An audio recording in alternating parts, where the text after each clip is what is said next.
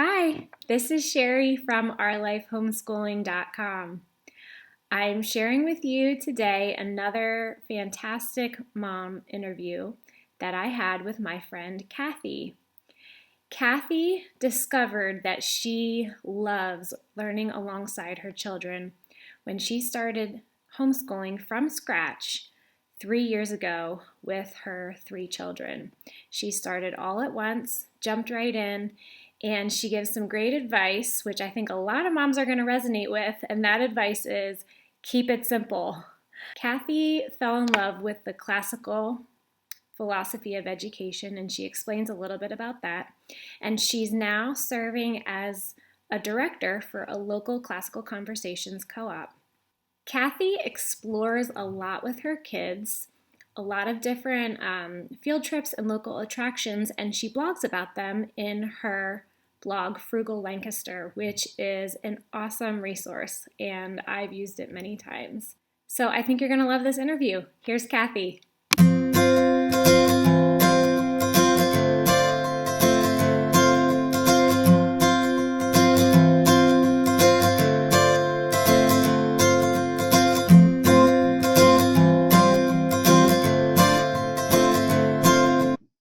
Hi, Kathy.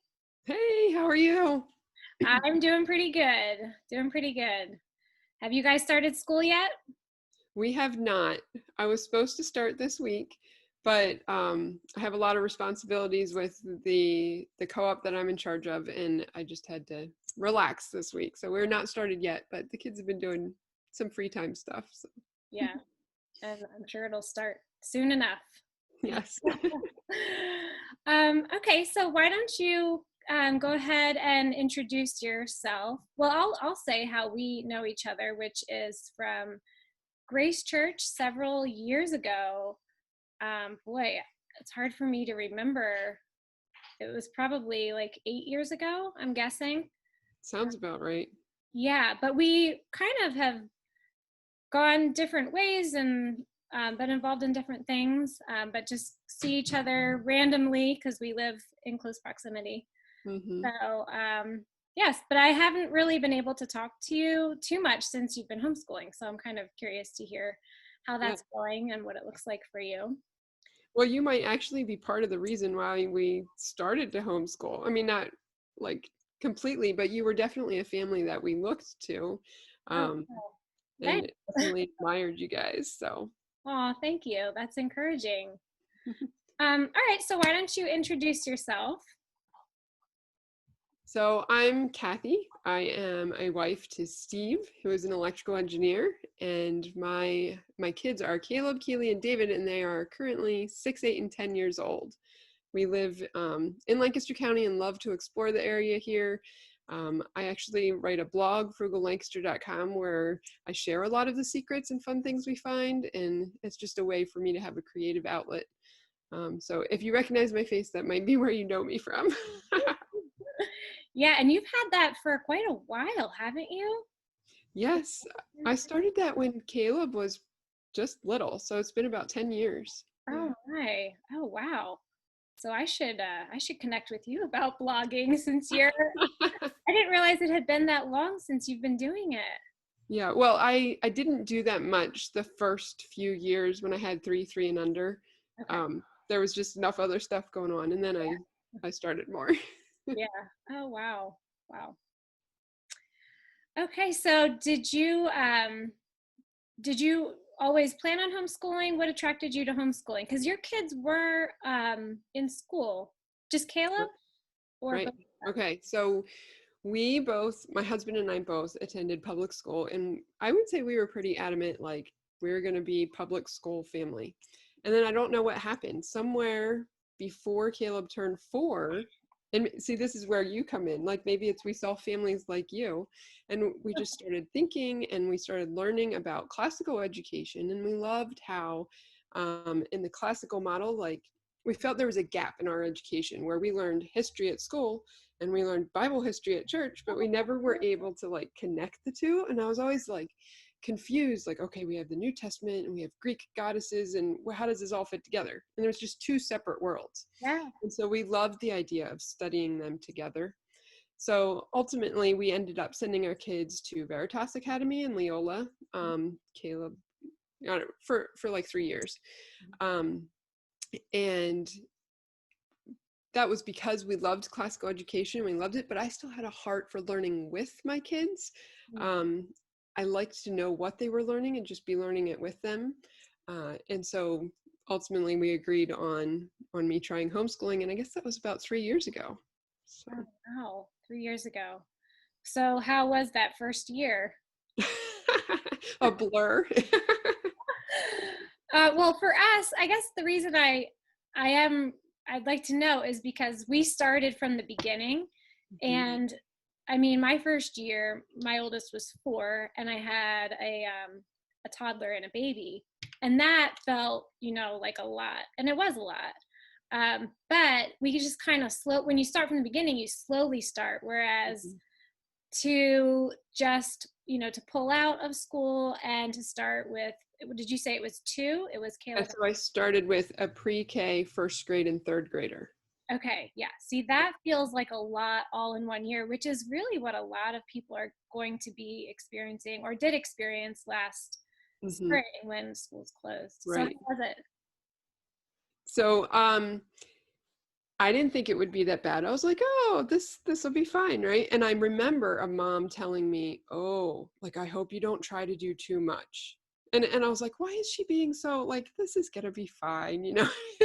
But now that I look back on it, going into my 3rd year, I guess it is, I feel like I kind of had the wisdom to see where it's like, it's a process where you're growing every year and you're able to add in a little bit more every year.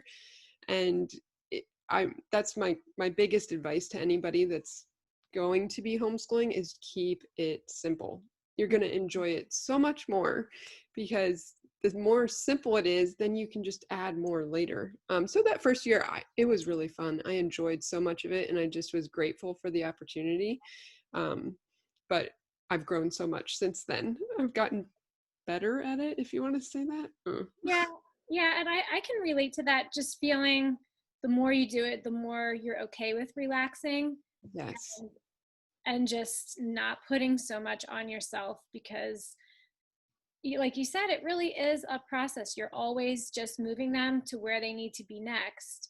And then I think the more you do it, which I'm sure you've experienced by now, the more you do it, you can look back and see, wow, it really was so much. It didn't feel like we were doing very much at the moment, but we really covered a lot, and they're really progressing. And that gives you the freedom to not put so much pressure on yourself to feel like you've got to do this, and this, or to make your schedule kind of, sometimes we can be a little idealistic and just have all these great ideas, but you can't realistically do all those things. So yeah, it gives you the freedom to just relax a little bit. And yes, if I start to feel stressed now, I just remind myself this is a process. Like, we're just learning knowledge and understanding, and it's going to become wisdom when they're in the high school years, so just, it's going to be okay. it truly is. Yeah. So what does it look like for you with your kids on a typical day, or what are you going to be doing next week? Is it next week you're starting? Yes. Oh boy. Well, You're on the spot there. yeah. next every Wednesday we do something called classical conversations, and we go and memorize different subjects together and do like a science experiment in art and that type of thing. And so that starts next Wednesday for 24 weeks or so, with some breaks in there. And then during the days at home, we practice memorizing those subjects together, which is just like a sentence for each subject. And then we do our math and our reading, and we just do a lot of read alouds. That's how I feel like we learn our history. We have a good time together. It's how I feel like I'm being involved and learning with them, and we're connecting. So that's what we do a lot of. Yeah. Keep it simple. Yeah, we read together too, and it is such a special time. We just finished up yesterday. We just finished up the Andrew Peterson series. I'm not sure if you're familiar with it, the Wing Feather Saga series. I've read one book to the kids every summer, Hmm. and it's a four books in the series. And the last book was so long, I actually took 2 summers to read it. And it was a little emotional when we finished because it had been 5 years in the making, reading the story, and we all loved the story and just connected with it and all the characters. And when we finished, it felt like something like we had just kind of closed the book on our experience in that world. And Hmm. it's just something you all share together, and Right. it's very special. Yeah, we haven't read that yet, but just recently my husband heard about it from somebody else and he's like, we should read that one, Kathy. So it's Yeah. on our list. Oh, it's great. It's great. And I could have just gone through and read it to them, but we always have so much going on in the school year that I saved it as something special, for the summer. And so it took us 5 summers to do it with everything else that we had going on, but it was really, and I can say that for a lot of the books that we've read together. We just, sometimes jokes will come up in the family, or certain topics will come up, and everyone automatically goes to an experience that we had together, or a book that we were reading. Like, we all have this understanding because we went there to that place in that book all together for a period of time, and we learned that, and it is really neat. Oh, that's great. What a great memory for you all to have together. Yes, I know. Yeah, I love reading aloud with the kids. So, what would you say is your biggest challenge? Well, for me, it's kind of what we touched on already, is comparing to like what other moms are doing, and then me like wondering if I'm not doing it good enough or not doing it the right way, or maybe I should have done that science experiment too, like maybe my kids are missing out. So comparison is definitely my biggest weakness, and I just have to step back and trust God, like I'm the perfect mom for these kids. Yes. Yeah, and don't feel bad, because that's like probably all of our biggest weakness. We just tend to probably doubt ourselves, and I've been there too. You see what someone else is doing, you think, oh boy, we need to ramp this up around here. But yeah, when you look at your kids and their needs, God made you for them, and you can't doubt yourself or compare yourself, because It's his you're plan. Yeah. yeah, you can't win, and there are probably likely people comparing themselves to you thinking, oh wow, that's really cool. So it's like both sides of the coin, no matter how you look at it. Hmm. Yeah. Can you tell us maybe a little bit about Classical Conversations, the co-op that you're part of? Sure. Like, what specifically, what do you want to know? Well, maybe just the classical philosophy of education. I really liked what you said, because I felt the same way. We do Veritas history for our kids. It's a self-paced program online, and the reason I picked it was because it's um, chronological, starting with creation through modern day history, and it's something the kids can do all together, and it weaves biblical history in with world history and United States history, which I also felt was a missing part of my education. Those two were just kind of separated, and you wondered, when one happened with the other.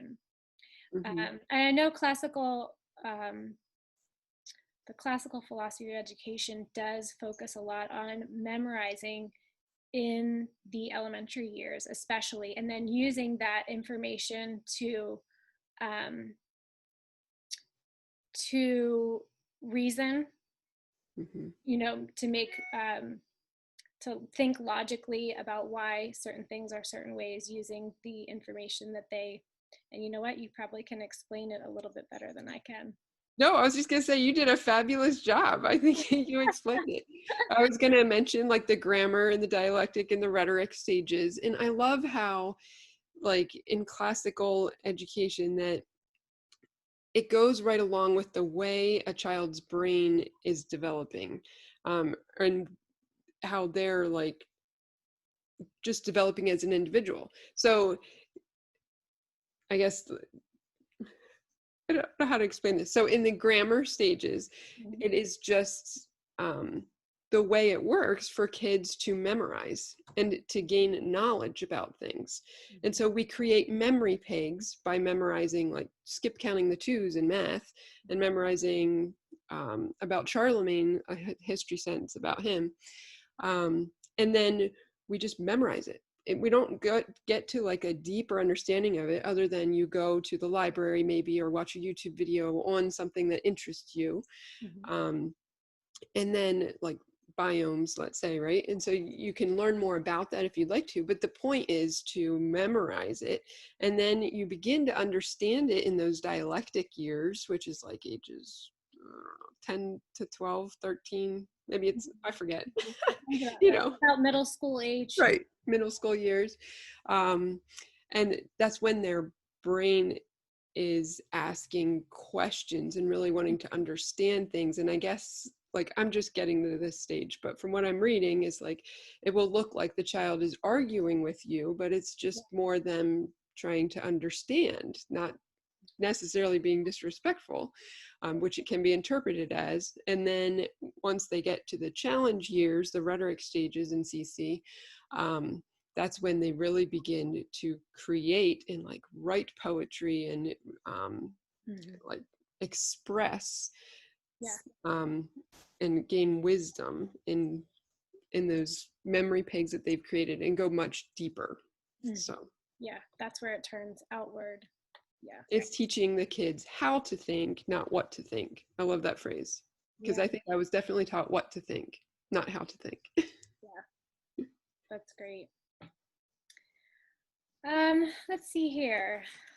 Well, I think I have run through most of our questions.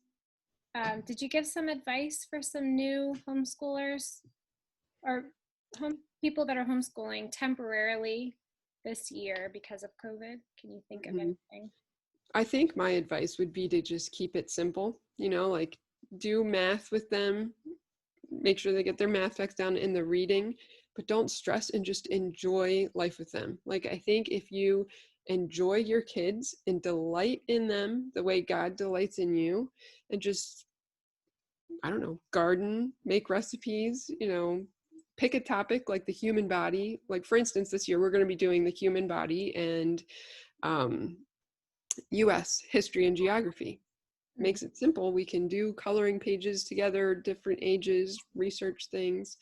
Um, it's one way we can all do it together, and read alouds. And read alouds is my tip. I have found so much joy, and so have my kids, in the listening skills that develop, and like reading Charlotte's Web together and us all crying. Like, it sounds dorky, I know, but oh my goodness, it's so much fun. It is. And all the while, you're just deepening your relationships with your kids. And yeah, I've thought too, if I were pulling my kids out for just a year, I would really want to use it as an opportunity to just enjoy our relationship together and just deepen some of those bonds that we already have. It is a great opportunity to do that. And if you don't overwhelm yourself with what they're supposed to be doing in school or what everyone else is doing, just opening the books, reading together, making sure you're doing math every day. And just like, I love what you said, picking a topic or asking them, what do you want to do? What do you want to learn about? What's something you've always wanted to learn about? Let's learn about it. Just tonight, I'm trying to think. I was with my daughter, and she was asking me about the trees in our yard. She just was insistent on knowing about these certain trees, and she found out that they have the honey locust tree, they have pods, and that cows love them. So she wanted to collect all the pods and go see if our calf would eat them. Oh, that's so cute. Yeah, she's 7, and she knows all about the honey locust tree, and she knows how cows will break through a fence to get at the pods for a honey locust tree. And just little things like that. happen. And That sounds like my 8-year-old. She loves to take like mint or basil and just put them in a vase and let the roots grow and then go plant more so she has more. And I mean, oh, she's learning so much more than she even realizes, yeah, right? Like, I didn't even know you could do that as a kid. yes, yes, yeah. Just take advantage of their curiosity, letting them ask questions, and um, yeah, What do we wonder about, right? yes, right, yeah. What let them wonder, and just sometimes I remind myself just to, if I just sit down, because I'm always working, it's hard for me to stop working. There's always stuff to do, but if I just sit down, they will make their way around me and they start asking questions, and that's an important time because that's what they're wondering about. Yes. Those are the moments that they're wondering. Yes, that's kind of one of my goals for this year is to enjoy them, but to watch and really see what they're wondering about and kind of go into what interests them, Yeah. Yes, that's great. connecting with them. Yeah. Great. And that's when they're really learning the most, when it Hmm. interests them.